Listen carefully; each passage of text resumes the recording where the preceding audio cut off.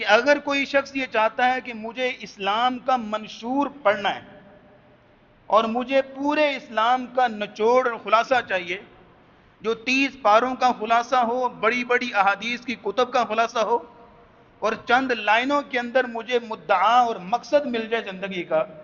تو وہ صرف یہ ہے کہ ایک پیج پر مشتمل خطبہ حجۃ الوداع کو پڑھ لے، اسے جو ہے وہ تمام تعلیمات کی سمری اور نچوڑ اس کو مل جائے گا۔ اس قدر اہم ہے، اور یہ اہم اس اعتبار سے بھی ہے کہ انسانی زندگی کے کسی بھی شعبے کو چھوڑا نہیں گیا۔ میں نے عرض کیا کہ عقیدہ ہو، وہ عبادات ہوں، وہ معاملات ہوں، وہ عدالتی نظام ہو، وہ یہ ہے کہ معاشرہ ہو، معیشت ہو،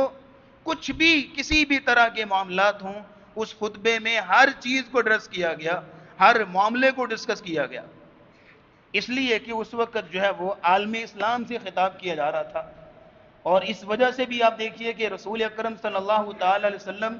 اس وقت جو خطاب کر رہے تھے، ایٹ ون ٹائم رسول اللہ صلی اللہ تعالی علیہ وسلم 5 حیثیتوں سے خطاب کر رہے تھے۔ یعنی آپ علیہ السلام صرف خطبہ نہیں دے رہے، وہ صرف یوں سمجھ لیجئے کہ 5 حیثیتوں سے خطاب کرنے والی شخصیت بات کر رہی ہے۔ نمبر 1، آپ خطاب کر رہے تھے اسلامی ریاست کے حاکم اعلیٰ کی حیثیت سے۔ اب دیکھیے گا کہ اسلامی ریاست کا حاکم اعلیٰ، وزیر اعظم، صدر، جو بھی، وہ جس انداز سے قوم سے خطاب کرتا ہے اور اس کے دل میں قوم کے لیے کیا درد ہونا چاہیے، وہ آپ کو اس خطبے میں وہ جھلک نظر آئے گی کہ حاکم اعلیٰ کس انداز سے خطاب کرتا ہے، تو آپ اس خطبے میں وہ جھلک، وہ رنگ نظر آتا ہے۔ دوسرے نمبر پہ آپ علیہ السلام خطاب کر رہے تھے چیف جسٹس کی حیثیت سے، اس لیے کہ اسلامی ریاست کی عدالت عظمیٰ کے منصف اعلیٰ رسول اللہ خود تھے، کیونکہ آپ اسلام ہی سارے وہ فیصلے مقدمے حل کرتے تھے۔ ایون کہ مدینے میں یہودی اپنے مقدمات بھی رسول اللہ کے پاس لے کر آتے تھے۔ تو ایک چیف جسٹس کو، ایک منصف اعلیٰ کو کیسے خطاب کرنا چاہیے اور اس کی خطاب میں کیا کیا رنگ ہونے چاہیے، وہ آپ کو خطبہ حجۃ الوداع میں ملتا ہے کہ آپ علیہ السلام اس انداز سے بات کر رہے ہیں۔ پھر تیسرے نمبر پہ آپ یہاں تک نوٹ کر لیجئے کہ چیف آف آرمی سٹاف کی حیثیت سے رسول اللہ بات کر رہے تھے، کہ سپہ سالار اسلامی لشکر کے رسول اللہ خود تھے۔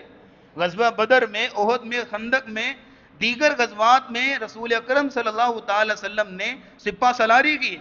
اور ایک سپہ سالار کس انداز سے بات کرتا ہے اور اس کی گفتگو کا انداز کیا ہوتا ہے، اس کا لہجہ کیا ہونا چاہیے اور اس کو کس انداز سے امت سے بات کرنی چاہیے، وہ خطبہ حجۃ الوداع میں وہ رنگ ملتا ہے۔ اور پھر سب سے بڑھ کے آپ علیہ السلام اس وقت اس پہلو کو بھی سامنے رکھے ہوئے تھے، اس پہلو کو آپ نے نظر انداز نہیں کیا کہ آپ علیہ السلام خاتم النبیین، خاتم الرسل کی حیثیت سے بھی خطبہ ارشاد فرما رہے تھے۔ آپ نے اس رنگ کو بھی سامنے رکھا کہ میں آپ چونکہ خاتم النبیین ہوں، میرے بعد نبی کوئی نہیں آئے گا، لہذا مجھے اس طرح کی تعلیمات چھوڑنی ہے، اس طرح کی لائنز لوگوں کو بیان کرنی ہے کہ چونکہ میرے بعد کسی قسم کی کمی نہ رہے۔ آپ علیہ السلام نے اس انداز سے بھی خطبہ ارشاد فرمایا۔ 5ویں اور آخری حیثیت نوٹ کر لیجئے کہ جس حیثیت سے رسول اللہ خطبہ ارشاد فرما رہے تھے، وہ ہیں خطیب حج کی حیثیت سے۔ اب خطیب حج کس انداز سے بات کرے، خطیب حج کس انداز سے گفتگو کرے؟ آج بھی اگر کوئی حج کے خطبے کے لیے کسی کو منتخب کیا جاتا ہے تو ظاہر ہے کہ وہ اس کی شخصیت کو بھی دیکھا جاتا ہے، اس کی پرسنالٹی کو بھی دیکھا جاتا ہے، ہر بندے کو نہیں اٹھا کے۔ وہ الگ بات ہے کہ کسی خاص قوم سے ہی بندہ اٹھایا جاتا ہے، باہر سے نہیں، لیکن یہ ہے کہ وہاں ان میں سے بھی اس کو لیا جاتا ہے جو ان کے نزدیک معتبر ہے، نیک ہے، صالح ہے، اچھا انسان ہے۔ تو رسول اکرم صلی اللہ تعالی علیہ وسلم بیک وقت 5 حیثیتوں سے خطاب کر رہے تھے۔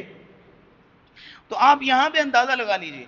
کہ اگر کوئی ہستی اگر 5 حیثیتوں کو سامنے رکھ کے، اپنی شخصیت کے 5 رنگوں کو سامنے رکھ کے اگر بات کر رہی ہے، تو پھر اس کی بات بھی بڑی جچی تولی ہوگی نا، نپی تولی ہوگی، اور حکمت و دنائی کے ترازو میں تولی ہوئی ہوگی، اور اس کا ایک ایک جملہ جو ہے وہ کس انداز سے حکمت و دنائی کی موتی پرو رہا ہوگا، یہ بالکل واضح ہے۔ اور یہ تمام تر تاثیریں آپ کو خطبہ حجۃ الوداع میں ملتی ہیں۔ اگر ایک پیج پر مشتمل آپ تمام چیزیں پڑھ لیتے ہیں تو آپ کو یہ صحیح، یہ سارے رنگ اس کے اندر ملیں گے انشاءاللہ۔